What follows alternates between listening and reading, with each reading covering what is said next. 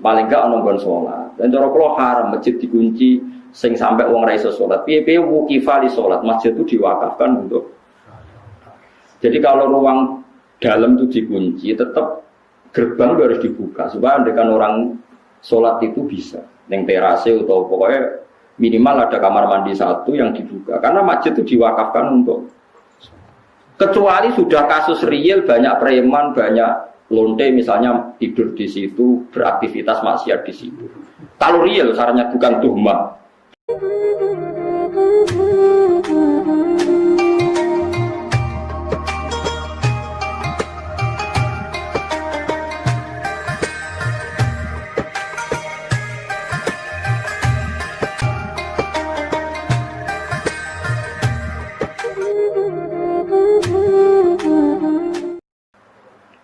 Makanya fatwa saya dalam masjid ya seperti itu. Sekarang tren, apa boleh uang zakat diberikan masjid? Kalau jawab, menurut Imam Qofal sabilillah itu artinya bisa masjid, bisa loh ya orang, bisa masjid. Tapi masjid saya ini lucu. Nak masjid digo sujud atau gon sesuci, misalnya alat-alat mandi lah, pokoknya sing digo sesuci ini cara kalau gak masalah. Kadang masjid itu ning desa sing Jumatan arang-arang menarane wae ngentekno dhuwit 200 juta. Pak Gerin tak 200 juta. Lho kamar mandi sing kira-kira tak 50 juta iku cek nganggo sandal. Tutupe keran kadang coplok. Kalau menurut saya masjid itu satu paket dengan tohara, mergo syarat saya salat itu nak sucine sah. Mulane ning gone masjid itu Allah nyifati fihi rijalu yuhibbuna ayyatatohar. Masjid yang baik itu siapa? Masjid yang di dalamnya itu banyak orang-orang sing sesuci. Saiki paket sesuci itu melibatkan air. Kalau airnya baik, alat sesuci baik, berarti masjid itu baik. Nah, saya kira kayak masjid menarane larang, pagere larang, lampune wis sangka granit apik, sangka macam-macam. Tapi alat sesucine elek. Lha iku ora oleh. Jadi enggak bisa masjid sekarang sudah selera kayak pager, kayak batu granit sing timpo keramik macam-macam. Nak sing mutor yang pokok, tempat sujud sama alat sesuci, tapi kan gak masalah pakai zakat. Tapi nak sing ora mutor yang tidak mendesak itu masalah. Nah itu kalau ulama tahu bedanya. Zaman saya pikir masjid-masjid saat ini kan dibangun miliaran, sing go sujud ya sudah seperti. Wes ngono mau jogo jam. Lah masjid dikunci mau demi nglindungi jam. Masjid 2 miliar nglindungi jam sing regane mau 1 juta. Berarti dikunci demi melindungi apa? Jam. Mungkin negara masjid pelindung jam, mereka. Ya masjid buka wae, paling gak ana nggon salat. Dan cara kula haram masjid dikunci sing sampai wong ra iso salat. Piye-piye wuqifa li salat, masjid itu diwakafkan untuk. Jadi kalau ruang dalam itu dikunci, tetap gerbang itu harus dibuka supaya andekan orang salat itu bisa. Neng terase atau pokoknya minimal ada kamar mandi satu yang dibuka. Karena masjid itu diwakafkan untuk. Kecuali sudah kasus real banyak preman, banyak lonte misalnya tidur di situ, beraktivitas maksiat di situ. Kalau real, sarannya bukan tuhmah, real itu baru boleh. Kalau nanti ngalami ada orang lapor bahwa masjid yang di perjalanan karena sepi dipakai pacaran macam. Kalau real, sarannya tidak tuhmah itu boleh. Tapi kalau dah tidak boleh wakofe wong tiga sholat. Bareng ngono mung, lho balik lunga mandek ngono masjid mandek wis sholat, boleh kunci nang kabeh. Bolak balik. Iki panitiane iso ngaji ta ora? Sing wakof yo sakit kan. Karena sing tepan sing kabeh sholat wali ta ulama gede kan rugi tenan. Gak sedo disolati ulama. Gara-gara kok dikunci. Takok ya rasane, nak dibuka niku Gus, jame nyicak. Oh, dados masjid teng mriki digawe kangge nglindungi jam niku. Ya, dikunci demi nglindungi. Jam mbek menit kan paling. Nah, cara kula setengah-tengah ngoten nggih. Ya oke lah yang di tengah itu dikunci tidak apa-apa, tapi tetap teras-terasnya bisa dipakai nopo sholat. Piye-piye itu diwakafkan untuk nopo. Memang banyak kasus ya, misalnya orang nakal di situ. Untuk daerah Pulau Mon kata pengurus masjid cerita Pulau, kata Gusti yang badhe ngising kebelet teng omah. Niku mara masjid badhe ngising. Perkarane WC-ne bukaan. Ning omah ra duwe napa? WC. Bar ngising ya mulai. Bar sek kula nggih nate disomasi. Kulon pengurus masjid lho gak jari. Saat aku lha sing ngono iku pira sak desa? Sekawan, Gus. Lah sing moro masjid tapi salat 80. Lah yo 80 kok kalahno mbek wong 4. Perkarane walian bareng dikunci walian sing ape jamaah. Kudu bisa mlayu mulai perkarane masjide dikunci. Lho kalau kiai tenan, jadi sering wonten yang lapor macam-macam. Ya saya dengar betul, syarat kiai harus mau mendengar. Podo-podo nyata.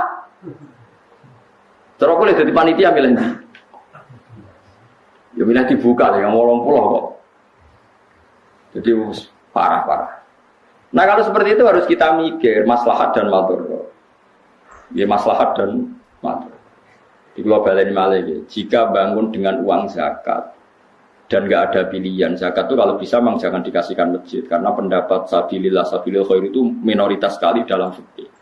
Tapi kalau masjid itu dengan makna tempat sujud atau tempat sesuci yang mendesak untuk kepentingan sholat, kulolah longgar. Ya, yang saya ulang lagi, yang mendesak untuk kepentingan, nah, pagar, menara, keramik-keramik mewah itu tidak terkait dengan mendesaknya sebuah masjid.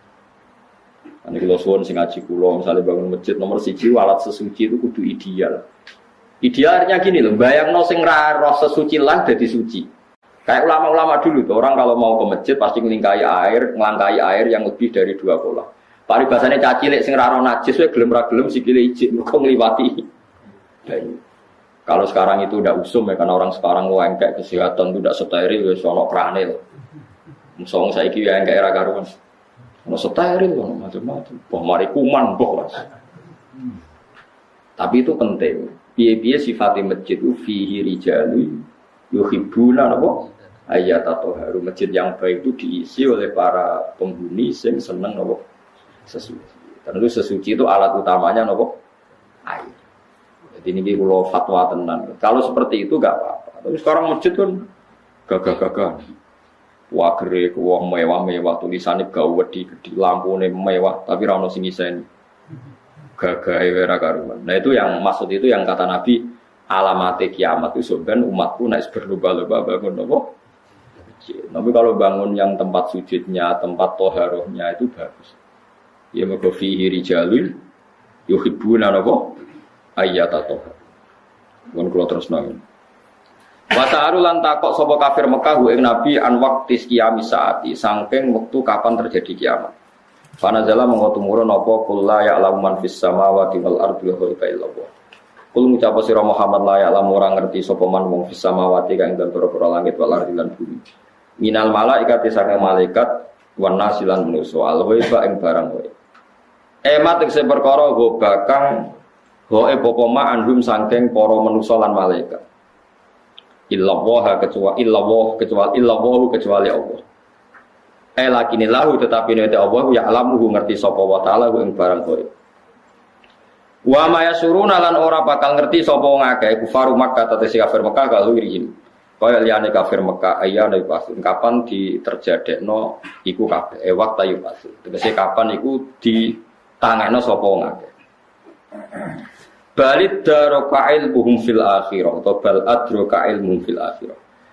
Adroka biwasni akromani buatan kira kita. Gimana hal adroka? Wa fi qira'atin ukhra iddaroka balid daroka. Bitasdidid dal kados kira kita balid daroka ilmu wa asluhu ti asli iddaroka kita daroka ubtilat dikendi apa tau tak dalan ing dal.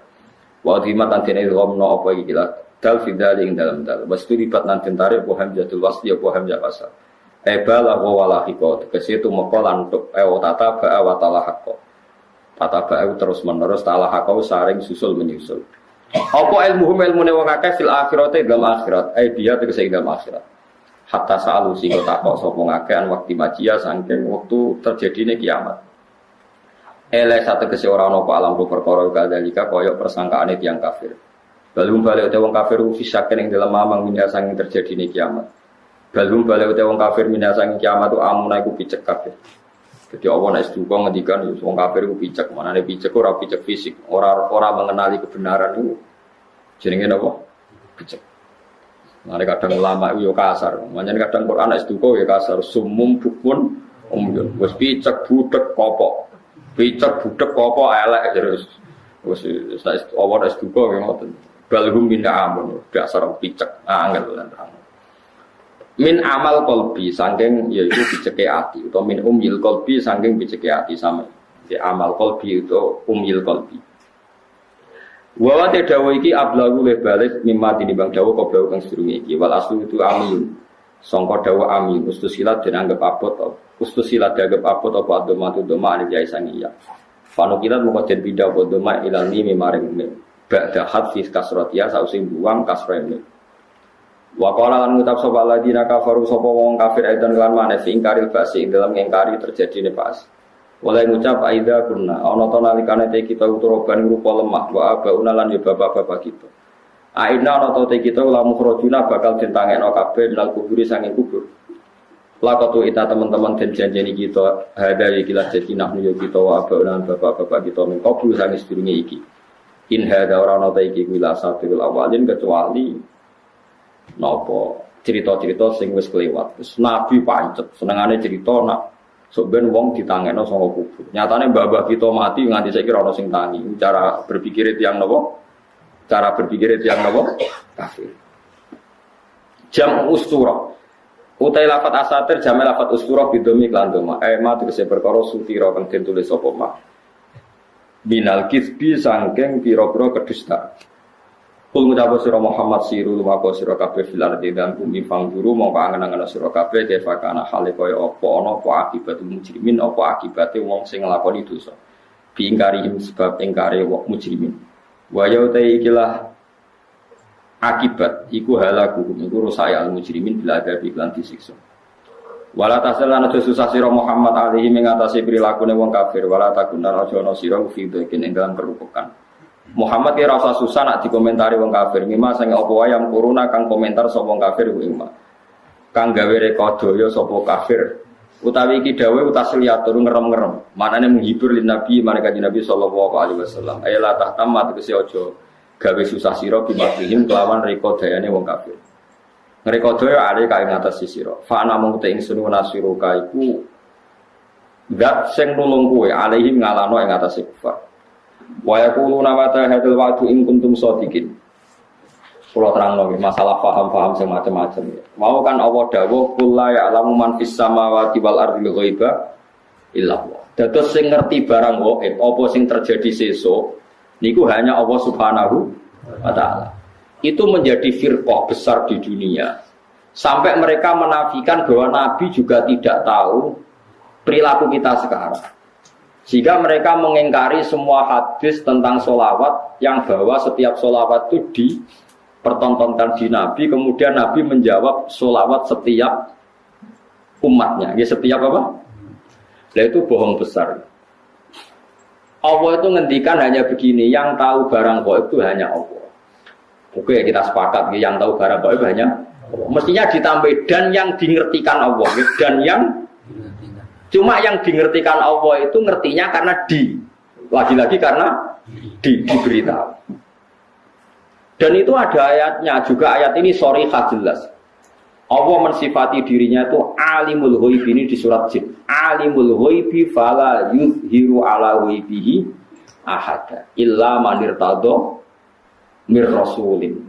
Illa man irtadha mir-rasul. Allah itu zat yang tahu alam gaib dan alam gaib yang dimengerti Allah itu tidak pernah dipertontonkan atau diajarkan ke yang lain kecuali Rasul yang diberi ridho.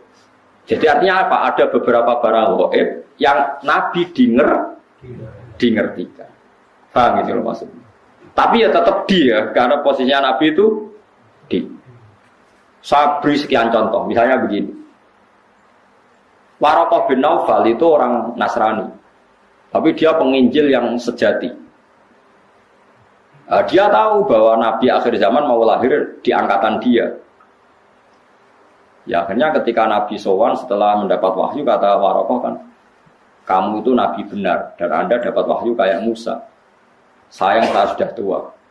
Andai kan saya masih muda, saya akan membela kamu saat kamu diusir oleh kaum Anda. Kata Nabi Muhammad, masa saya diusir? Terus kata Waraqah, orang seperti kamu pasti ngalami diusir. Itu 1 hari setelah Nabi Muhammad jadi Nabi. Kemudian beliau diusir setelah 13 tahun jadi Nabi. Gitu, misalnya jadi Nabi umur 40 tahun, Diusire kan tahun 53. Nabi umur pinten? Itu kan barang gaib, tapi tercatat dalam aturan-aturan kriteria Nabi agen Nabi ya sebenarnya alami diusir.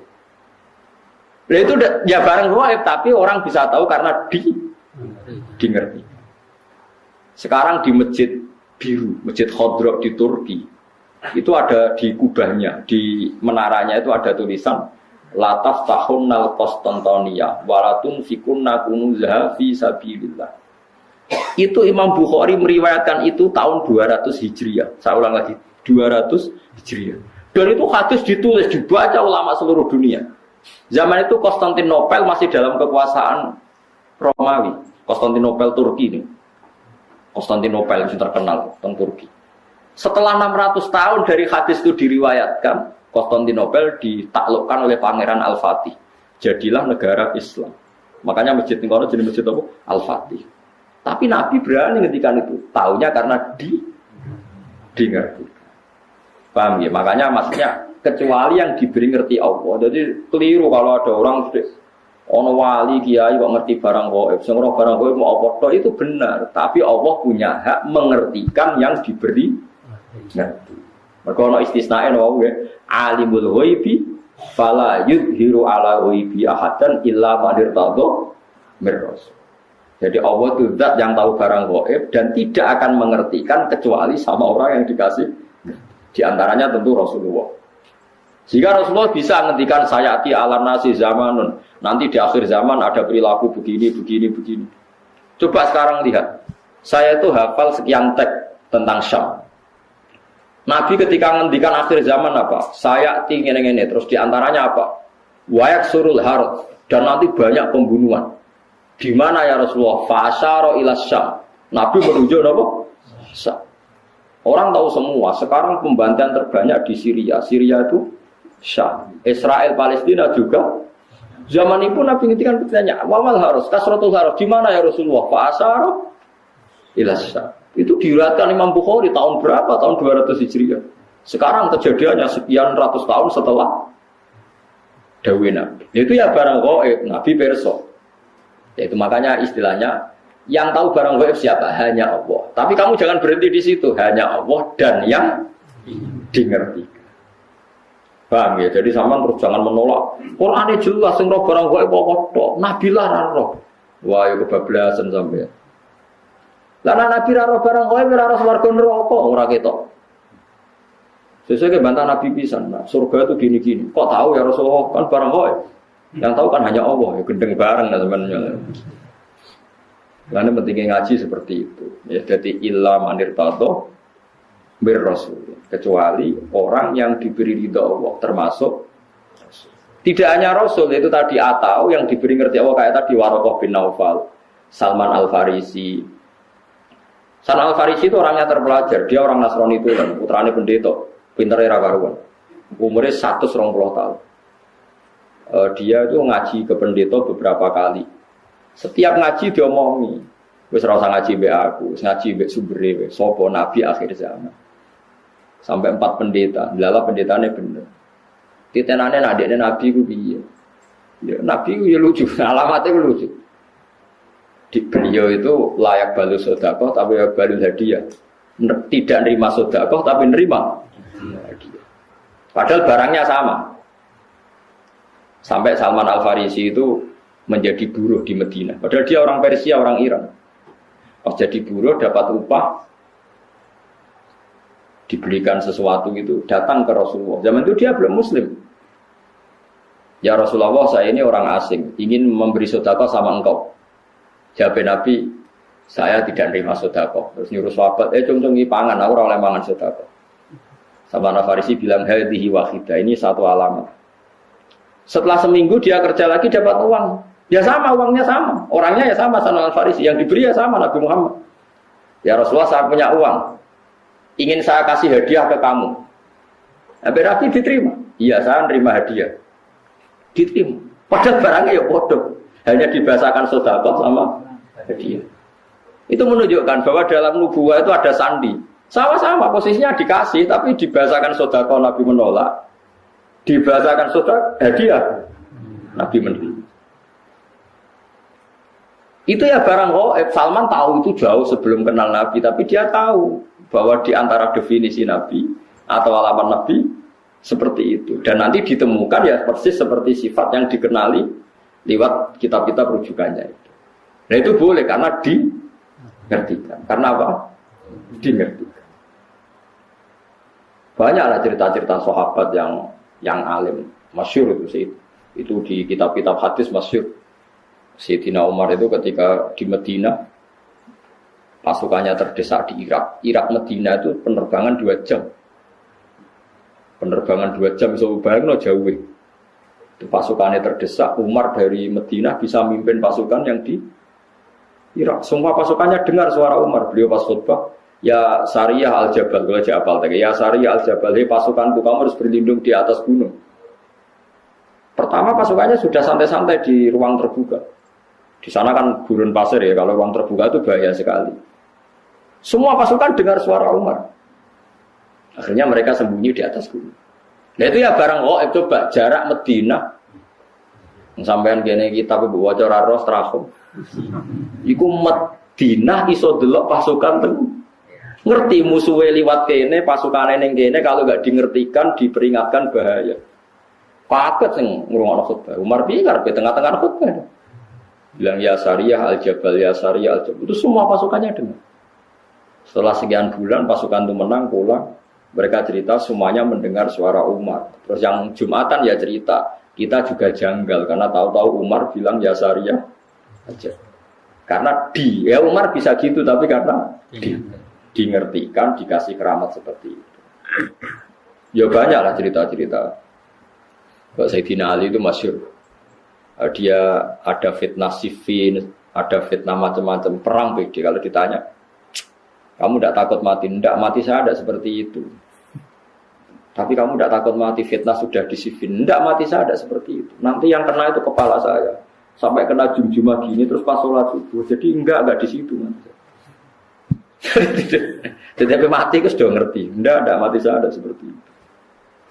Tenang. Ketika beliau sudah saatnya ajal meninggal, mau sholat subuh, malamnya sudah bisa tidur. Semua sifat-sifat malam yang diceritakan Nabi, ya ini kayaknya malam ini. Beliau aja nih serasional, gak ngimami subuh, gitu masalah. Mlebu metu. Tapi kok harus ngimami subuh karena ya seperti itu gitu. Ya sudah akhirnya beliau ngimami subuh terjadi pembunuhan. Utsman ya sama seperti itu ketika beliau perang ya pede saja. Siap ditanya, enggak mati saya tidak seperti itu. Karena sudah diceritani Nabi. Nanti kamu matinya seperti ini, seperti ini. Terus ketika beliau dikepung mau mati lah ini ajal saya. Memang gambaran mati saya seperti ini. Ya mati betul. Nah sampean Islam asli, nggak ngerti barang gaib tenan, asli. Itu asli orisinil Mas. Ya apa sesuai fitrah. Memang fitrah manusia itu tidak ngerti barang gaib. Jadi masih orisinil teman, mau bener-bener nggak ngerti, jadi bagus lah itu masih orisinil, jadi masih itu. Tapi kamu nggak usah menafikan yang ngerti, yaitu tadi ya, alimul ghaibi, fala yudhiru ala ghaibi ahadan illa man irtado mir rasul. Allah itu zat yang tahu barang gaib, dan barang gaibnya itu tidak akan dingertikan kepada siapapun kecuali pada yang dipilih Allah, tentu termasuk Rasulullah. Subhanallah wa bihamdihi adada khalqihi wa ridha nafsihi wa zinata arsyihi wa adada kalimatihi. Subhanallah wa bihamdihi adada khalqihi wa ridha nafsihi wa zinata arsyihi wa adada kalimatihi. Subhanallah wa bihamdihi adada khalqihi wa ridha nafsihi wa zinata arsyihi wa adada kalimatihi.